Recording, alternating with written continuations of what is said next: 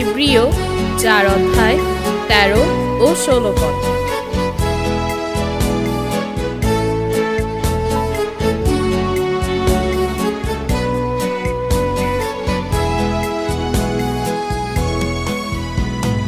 সৃষ্টির কিছুই ঈশ্বরের কাছে লুকানো নেই, সৃষ্টির কিছুই ঈশ্বরের কাছে লুকানো নেই। যার কাছে আমাদের হিসাব দিতে হবে,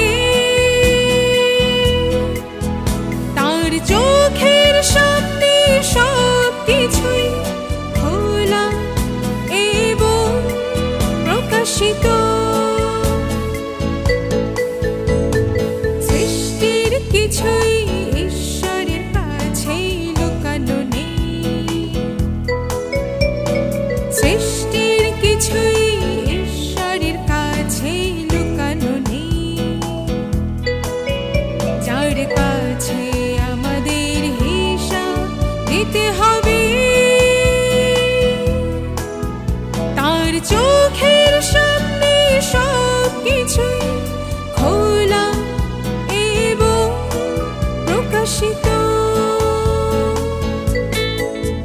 সেই জন্য এসো আমরা সাহস করে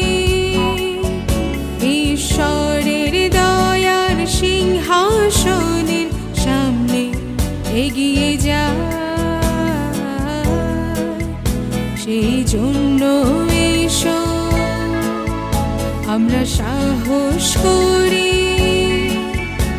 ঈশ্বর